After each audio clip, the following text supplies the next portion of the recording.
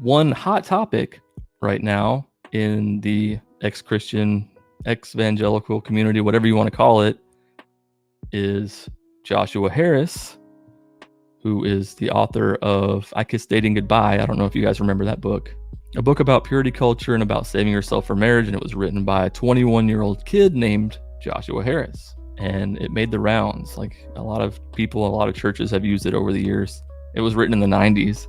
Well, the author, Josh, is now not a Christian anymore as of a couple of years ago. And 2 days ago, he put something out for free, a free resource called the Deconstruction Starter Pack. And immediately my marketing brain went off, and I was like, when people put out free resources, that usually means that they're trying to sell you something.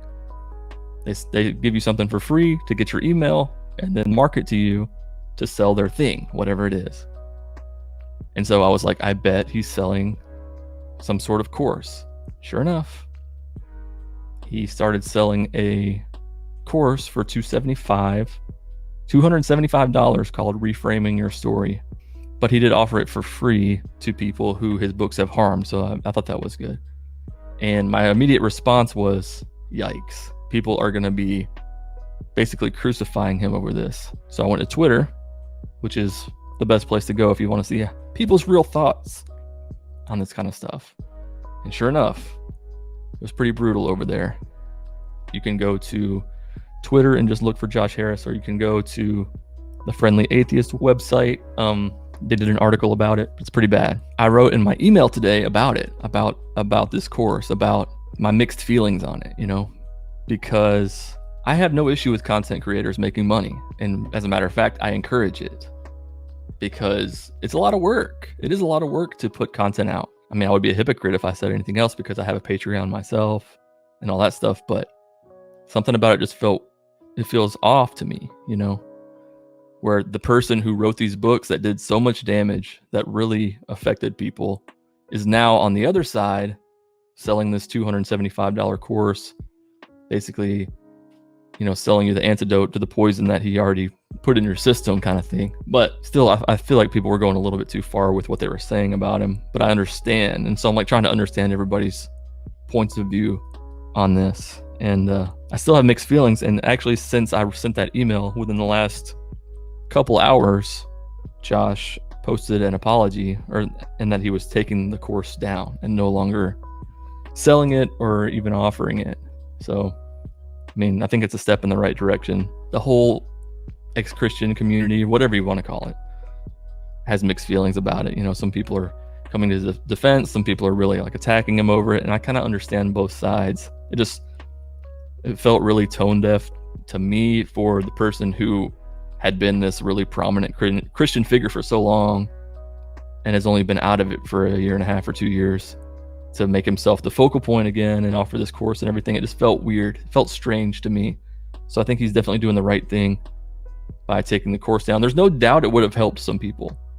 And so that's where the mixed feelings comes in. I think he would have helped some people with it, but also it was really triggering for a lot of people who, associate him with those books that were about purity culture and just, I don't know. There's a lot of nuance. People want to make every issue super black and white.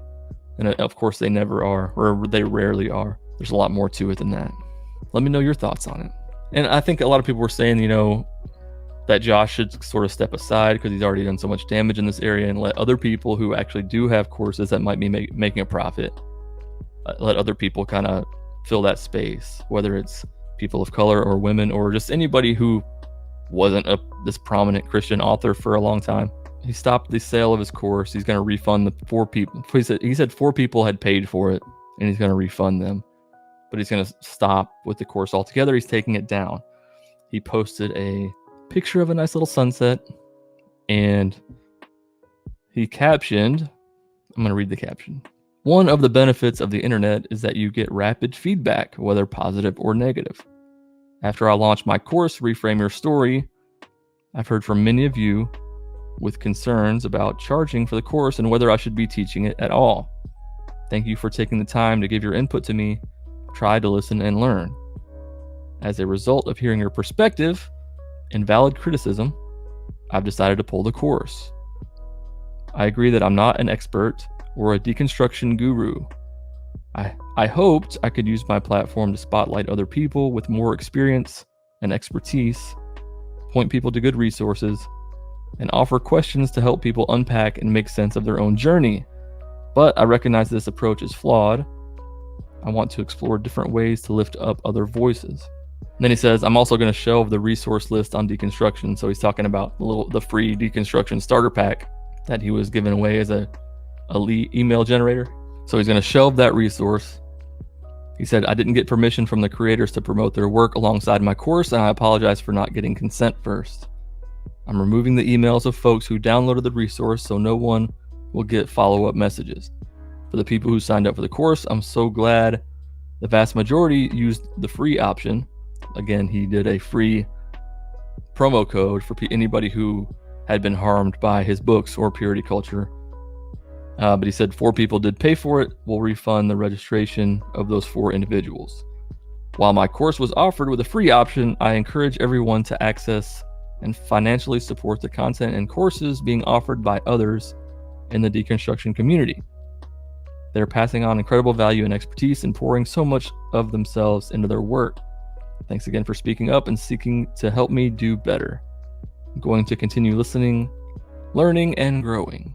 It seems like a sincere apology, and I don't think his intentions were bad anyways. It just came off as a little tone deaf, I think.